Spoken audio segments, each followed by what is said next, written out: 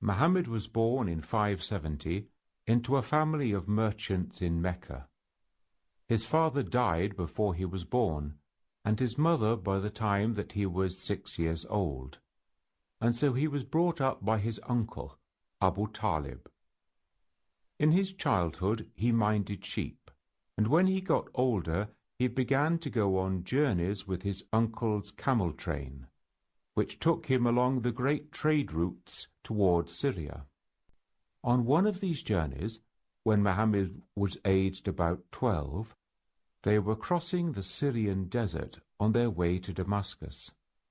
A Christian hermit called Bahira saw the camel train approaching and was inspired to approach it to seek out Muhammad.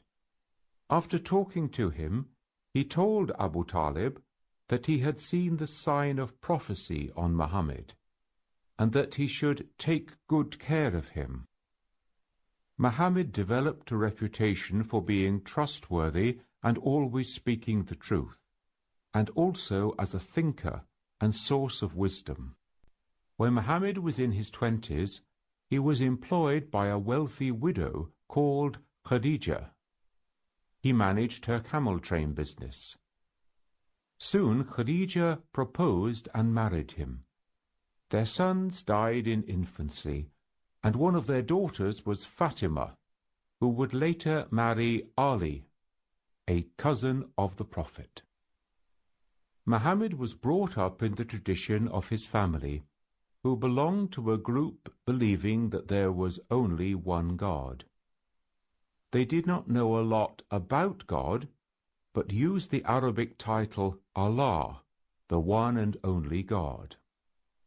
This was at a time when most of the Arab clans worshipped a wide variety of idols. The Kaaba itself had become a center for idolatry. They were displayed everywhere, in, on, and around the building. At about the age of 40, in 610, Muhammad received the call to prophethood and started to receive the revelation of the Qur'an.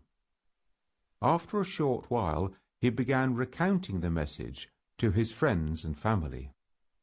A couple of years later, he was instructed by God to begin proclaiming his message in the market square of Mecca. These early verses of the Qur'an call people to live ethical lives in the worship of God alone, and to stop worshipping idols. The Meccans were reluctant to abandon idolatry.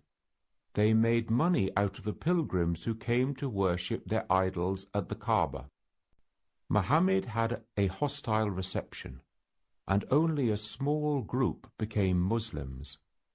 Most of these were people without status in society, including a number of poor people and slaves. Among the first Muslims were Khadija, the Prophet's wife, Ali, the cousin of Muhammad, Abu Bakr, and Uthman.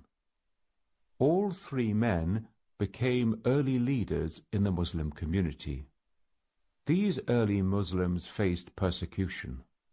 Some, who were more vulnerable, were beaten, denied food and drink, and tortured. Muhammad and his immediate family were spared the worst because they were protected by his uncle, Abu Talib.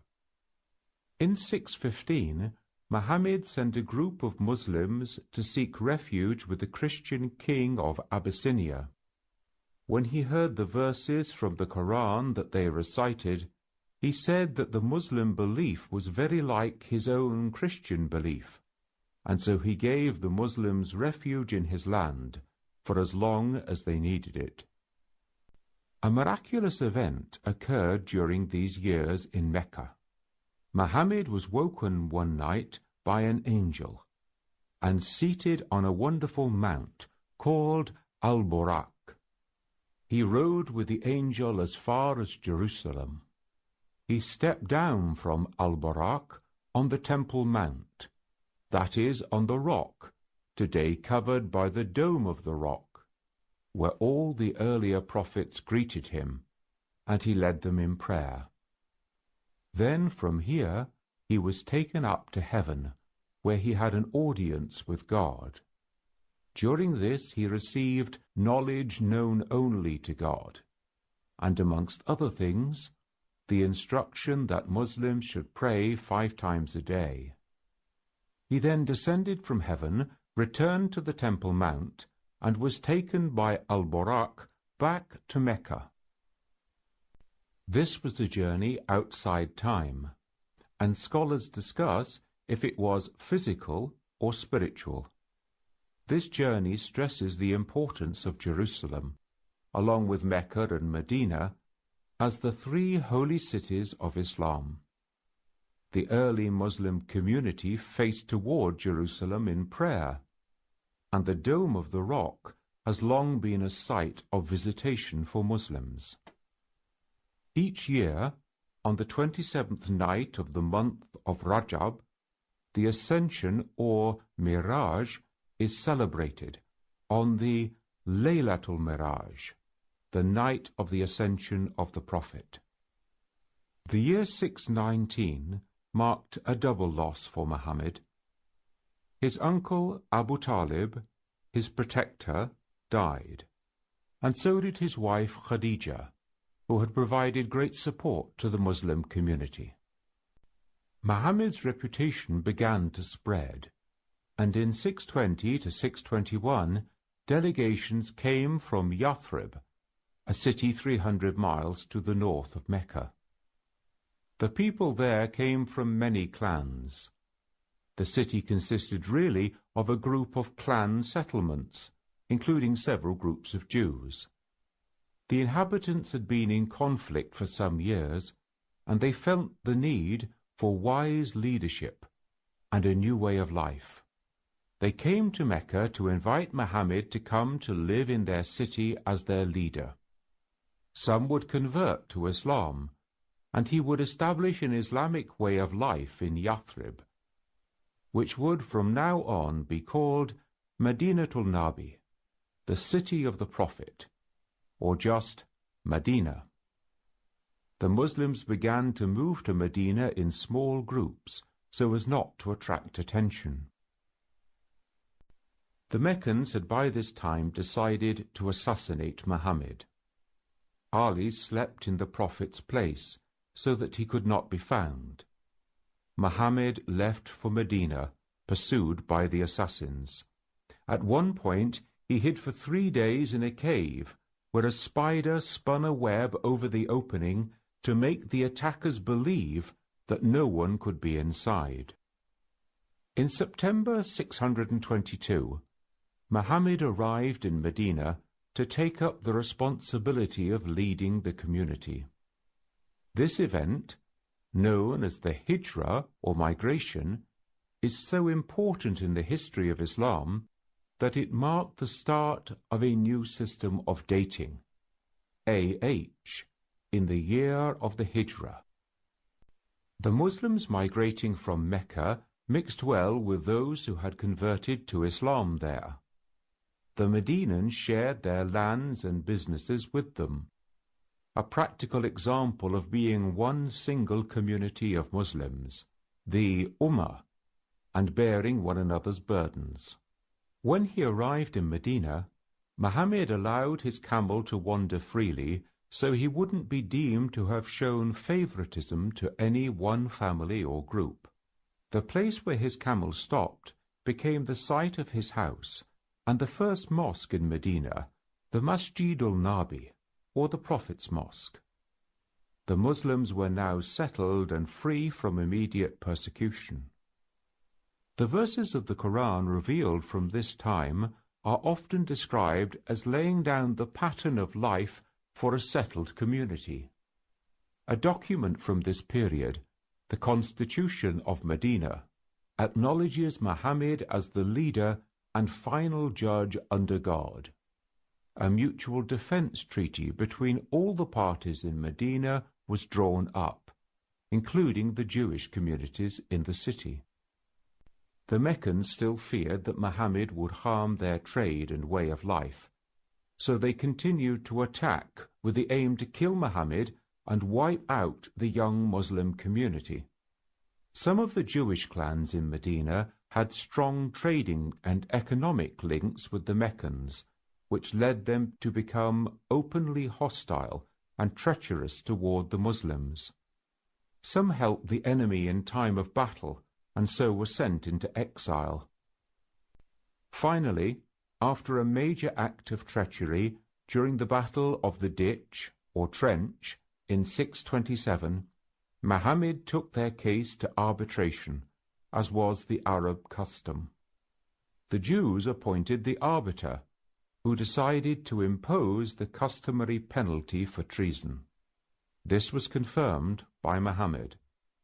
All the clan's goods were forfeit, the men were executed, and the women and children sold into slavery. Muhammad's influence began to spread. Many of the local Arab clans came to him to make treaties, and many of them converted to Islam. In 631, one group came from the Christian city of Najran. Muhammad received them with courtesy in his mosque, and allowed them to pray there. They discussed the person of Jesus, and he invited them to convert to Islam. Even though they did not, they had such respect for the Prophet that they asked him to appoint a wise Muslim to live amongst them, to settle any disputes that they could not resolve themselves. Following a dream, Muhammad wanted to make the Umrah, the minor pilgrimage to Mecca. So in 628 he approached Mecca, but met with armed opposition. In the end, a treaty was made with the Meccans at a place called Hudaybiyah, under which he agreed to make his sacrifices in the desert and return with his followers to Medina. Some of the Muslims believed that the Prophet had given too much ground in this treaty, but it allowed Muslims to trade with the Meccans and paved the way for Mecca to become a Muslim city. Under the terms of this treaty, Muhammad returned with 2,000 Muslims in 629, and the city was evacuated for 3 days so that they could make their Umrah. The pilgrimage took place peacefully. However, in 630 the treaty was breached by the Meccans, and Muhammad marched on Mecca with his men. The Meccans surrendered almost without bloodshed or loss of property. They agreed to embrace Islam, and a Muslim governor was installed. The first act of Muhammad in the Muslim city of Mecca was to order that all the idols should be smashed, so that the Kaaba would be purified for the worship of God. Muslims were now free to live in Mecca and make their pilgrimage in peace. Muhammad's only Hajj took place in 632, shortly before his death. During this Hajj, he made his farewell sermon on the plain of Arafat. Muhammad died in June 632 and was buried in his house in Medina. Later a tomb was built over his grave, and eventually this was incorporated into his mosque. The mosque was hugely extended through the centuries, and now Muhammad's tomb can be found in the Masjid al-Nabi.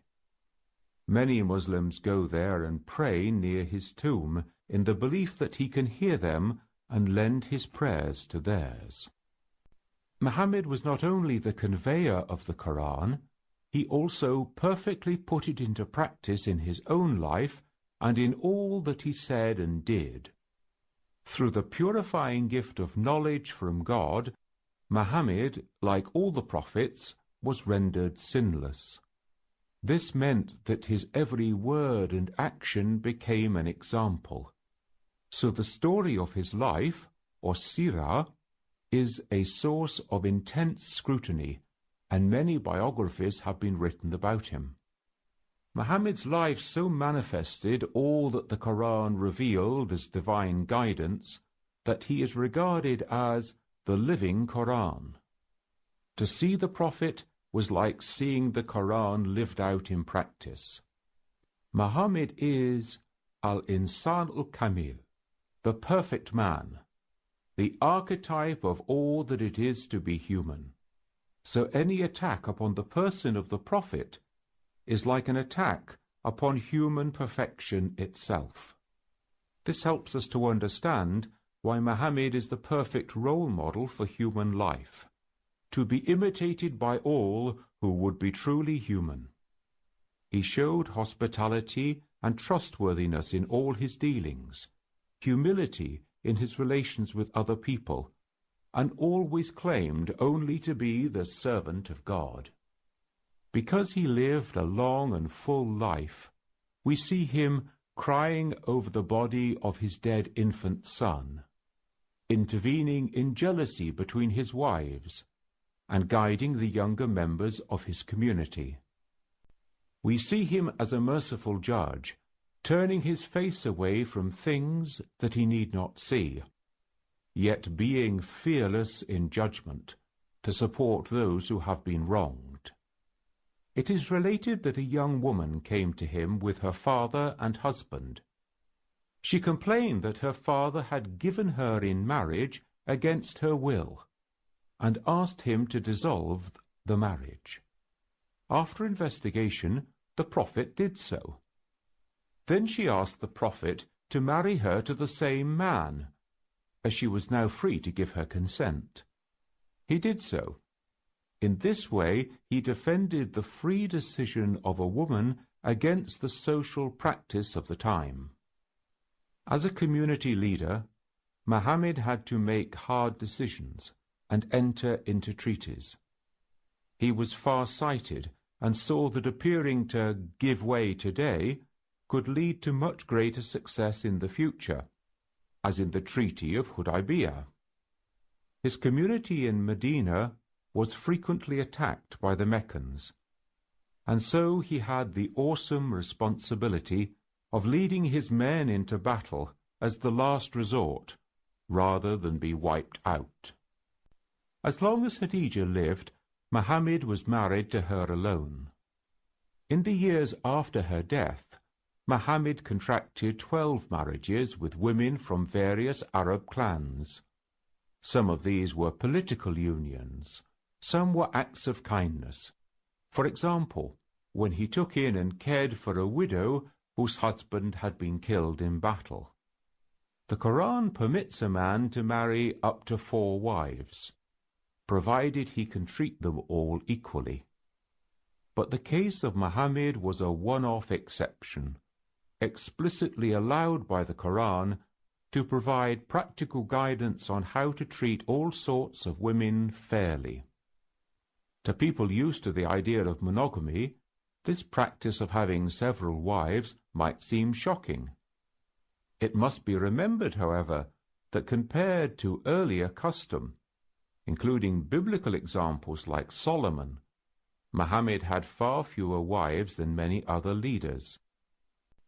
Because of their great love and respect for Muhammad, Muslims react with great sensitivity to any insult or bad word spoken about him. Whenever his name is mentioned, it is immediately followed by saying, "Peace and blessings be upon him." Such respect is applied to all the prophets, and compliments are added to their names also. Most Muslims celebrate the birthday of the Prophet, Mawlid ul-Nabi, every year on the 12th of the Islamic month of Rabi al-Awwal. There are processions and speeches in honor of the Prophet, poems are written and recited, and lectures are given to make his life and teaching better known. In Islam, the Prophet is a human being who has been chosen by God as a perfect model for humankind. And therefore, the Prophet Muhammad, he himself said in one of his statements that if you love God, then love me. Because it's his love that leads you into the love of God. And the Quran also affirms the same thing, that if you want to love Allah, then love the Prophet. So the love of the Prophet is essential because his human life becomes an exemplary life for all humankind. The love that Muslims have for the Prophet can be approached from various angles, and I will just choose one, which is the fact that this last Prophet, sent as a mercy for mankind, chooses to let a relation develop between the believers and their Lord, and in some way withdraws from this relation. He lets this relation develop independently from him in some way. And from this point of view, he liberates the human beings from all kinds of intermediaries. And we can consider that the last revelation, the Quran and the Prophet, from those points of view, come as liberation for the human being. It raises the level of the human being in relation to God. The human being now is responsible. He has to develop this relation between him and God directly. Of course, he will follow the way of the Prophet, but the Prophet shows the way. He teaches the truth. He brings light. He is not the way. He is not the truth. He is not the light. Those are independent of his personality. And it is because of this fantastic humility of the Prophet that he becomes so central, and that we love him far more than we even love ourselves. And if you can consider that he is out of it in some way, he becomes central again because in his own life he became the perfect implementation of the message that he was preaching. And so when he is attacked in any way, it is not just a person, a human being who is attacked. It's this ideal image that we have of the human perfection which is attacked as well. And of course we all feel concerned as soon as there is any kind of attack developed against the Prophet. Love for Prophet Muhammad, peace and blessings of God be upon him and his holy family, means that it is an integral and essential part of Iman, faith. Without the love of Prophet Muhammad, our Iman is not complete, because this is this element of love that encourages us to follow his teachings, to obey him, and to respect him. Human beings love their ideals. If they do not love their ideals, they wouldn't strive towards it. And for a Muslim or for a person of any other faith with a prophet or with a role model, the ideals of the faith are, in a sense, concentrated in the person of the prophet or that person who's taken as a role model. And certainly if your ideals are, in a sense, placed in one person, then certainly you would love that person. Add to that every human being, every person of faith would certainly love God. God is someone who is in the heart of every believer and would, of course, occupy the biggest place in the heart. Now, if someone is related to God, someone who has come from God, brings a message from God, brings a message of salvation and forgiveness from God, well, certainly every believer would love him.